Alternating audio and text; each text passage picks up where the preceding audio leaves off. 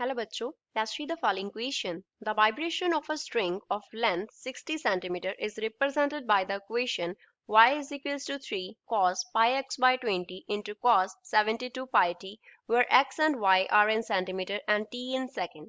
हमें एक स्ट्रिंग का लेंथ दिया है 60 सेंटीमीटर, उसमें वाइब्रेशंस जो हैं वो एक इक्वेशन से रिप्रेजेंट की जा रही हैं. इक्वेशन हमें गिवन है, एक्स वाई जो है वो सेंटीमीटर में है एंड जो टी है वो हमें डिनोट करते हैं हमारे पास टाइम को, मीन सेकेंड्स में है. Where are the nodes and antinodes located along the string? हमें बताना है कि string के किस point पे nodes and antinodes बनेंगे. So first of all we will talk about the key concept used in the equation. इस equation में क्या key concept हम apply करेंगे. So इसमें जो है string बनाते हैं पहले तो. Suppose ये क्या है, हमारे पास two ends हैं जिनके between जो string है वो tied है. तो यहाँ पे अगर string इस position पे होगा ऐसे, तो उसे हम बोलते हैं mean position. This position is known as mean position, इसे हम मीन पोजीशन बोलते होते हैं. अब वाइब्रेशंस कैसे प्रोड्यूस होंगी, स्ट्रिंग इस तरीके से ऊपर की तरफ जाएगा, देन नीचे की तरफ आएगा इस तरफ, और स्टेशनरी वेव बनता है इसमें. जब स्ट्रिंग टाइड होता है तो हम जो वाइब्रेशंस है उनको ऐसे बनाते हैं. जो यहाँ पे ये पॉइंट है इनको हम एन के नेम से इनको हम एन का नेम दे लेते हैं और इन पॉइंट्स को हम नेम दे लेते हैं ए का. यहाँ पे जो एम्पलीट्यूड है वो क्या आ रहा है, मैक्सिमम आ रहा है. तो ए पॉइंट जो है वो डिनोट करता है एंटी नोड को. तो एंटी नोड्स क्या होते हैं, पॉइंट्स ऑफ मैक्सिमम एम्पलीट्यूड. यहाँ पे एम्पलीट्यूड मैक्सिमम होता है, दैट इज एंटी नोड. और एन जो है वो डिनोट करता है नोड को, जहाँ पे एन है वो नोड्स हैं, एंड ये हमारे पास क्या होते हैं, पॉइंट्स ऑफ जीरो एम्पलीट्यूड. ये हमारे पास जीरो एम्पलीट्यूड के पॉइंट होते हैं. अब इस क्वेश्चन को सॉल्व करते हैं. अब हमें जो इक्वेशन दिया है that is y is equals to 3 into cos pi x by 20 और साथ में क्या है cos 72 पाई इंटू टी दिया है. अब मैक्सिमम एम्पलीट्यूड कहाँ पे होगा, जब हमारे पास ये टर्म क्या होगी 3 cos पाई एक्स बाई 20 का टर्म मैक्सिमम होगा, एंड नोड कहाँ पे होगा, जहाँ पे 3 cos पाई एक्स बाई 20 का टर्म मिनिमम होगा. तो पहले हम देखते हैं कि नोड्स कहाँ पे बनेंगे. पहले नोड्स निकालते हैं. तो नोड्स पे एम्पलीट्यूड क्या होता है, जीरो होता है. तो हम क्या लिखेंगे, nodes will be equals to at the points where cos pi by 20x will be equals to zero. तभी जो एम्पलीट्यूड है वो मिनिमम होगा, ये टर्म जीरो होगी. एंड cos जीरो कहाँ पे होता है, cos जो है वो जीरो कब होता है, cos का वैल्यू जीरो होता है जब थीटा का वैल्यू इक्वल होता है 2n+1 इंटू पाई बाई 2 के. अब यहाँ पे जो n है term that could be equals to 0, 1, 2 and up to so on.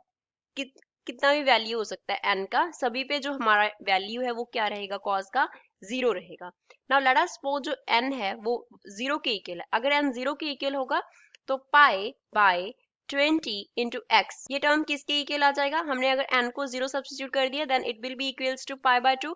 पाई तो पाई से कैंसिल हो गया, तो x किसके इक्वल आ गया, 20 बाय 2 के, that is equals to 10 centimetre. Means first node बनेगा 10 सेंटीमीटर पे.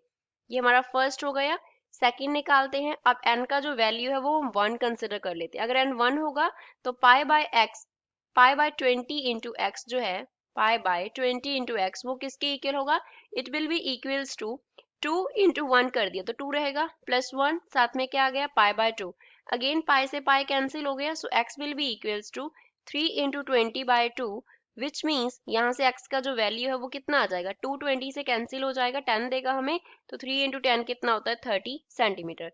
तो नेक्स्ट नोड बनेगा 30 सेंटीमीटर पे. थर्ड, हम n का जो वैल्यू है हमने कितना लिया, पहले 0 लिया देन 1 लिया, अब हम इसको 2 ले लेते हैं. जब n को 2 लेंगे तो पाई एक्स बाय 20 का जो टर्म है वो इक्वल आ जाएगा किसके, 4 प्लस 1 आ गया, 2 इंटू 2 कितना होता है, 1 होता है, 2 इंटू 2 कितना होता है, 4 होता है, तो 4 प्लस 1 साथ में क्या आ गया, पाई बाय 2 आ गया.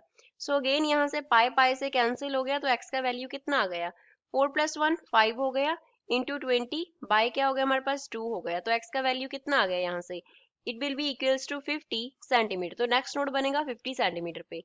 फोर्थ, अब n का जो वैल्यू है वो हम 3 कंसिडर कर लेते हैं, तो क्या बनेगा, pi x by 20 will be equals to 2 into 3 6 हो गया, 6 प्लस 1 इंटू पाई बाय 2 हो गया.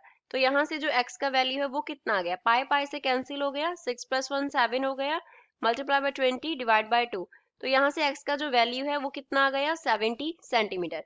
लेकिन जो लेंथ है स्ट्रिंग का वो 60 सेंटीमीटर, तो ये तो हमारे पास पॉसिबल नहीं है। तो नोड्स कहाँ पे बनेंगे, x इक्वल्स टू 50 सेंटीमीटर पे नोड होगा, x इक्वल्स टू 30 सेंटीमीटर पे नोड होगा, and x is equals to 10 centimetre पे हमारे पास क्या होगा, नोड बनेगा। तो कितने नोड्स बन रहे हैं, टोटल 3 नोड्स बन रहे हैं at 10 centimetre, 30 centimetre and 50 centimetre. Anti node कब बनते हैं, जब हमारे पास मैक्सिमम एम्पलीट्यूड होता है। मैक्सिमम एम्पलीट्यूड कब होगा, जब cos पाई x बाई 20 का वैल्यू क्या होगा, मैक्सिमम होगा। तो अब हमें क्या निकालना है, एंटी नोड्स निकालने हैं। तो एंटी नोड्स बनेंगे जब cos पाई x बाई 20 किसके इक्वल होगा, 1 के इक्वल होगा। cos थीटा 1 कब होता है, जब थीटा का वैल्यू कितना होता है हमारे पास, इक्वल होता है 2n पाई के। अब यहाँ से पाई जो है वो दोनों तरफ कैंसिल हो जाएगा, तो x जो है वो किसके इक्वल आ गया, 40 इंटू एन के इक्वल आ गया। तो यहाँ पे अगेन हम n की वैल्यू सब्स्टिट्यूट करके देखेंगे। पहले हम n को क्या फिल कर देते हैं, 0 फिल कर देते हैं। तो जो x है वो कितना हो जाएगा, 40 into 0 means x will be equals to 0 centimetre. तो फर्स्ट जो एंटी नोड है वो 0 सेंटीमीटर पे बनेगा, ये फर्स्ट हो गया। सेकंड, अब n को जो है वो हम 1 फिल कर देते हैं। अगर हम n को 1 फिल करेंगे तो x कितना बनेगा, x will be equals to 40 into 1 that is equals to 40। तो नेक्स्ट बनेगा हमारे पास 40 सेंटीमीटर पे एंटी नोड, ये सेकंड पोजीशन हो गया। थर्ड अगर हम देखें तो n को क्या फिल कर देते हैं, 2 फिल कर देते हैं। तो x कितना हो जाएगा, it will B 40 into 2 that is equals to 80 centimetre, लेकिन स्ट्रिंग का लेंथ है 60 सेंटीमीटर, तो ये तो पॉसिबल नहीं है। तो नेक्स्ट एंटी नोड बनेगा हमारे पास, नहीं बनेगा, उसमें 2 एंटी नोड होंगे 0 सेंटीमीटर एंड 40 सेंटीमीटर पे। सो एंटी नोड्स के लिए फाइनल आंसर है 0 centimetre and 40 centimetre. I hope you understood well. Thanks.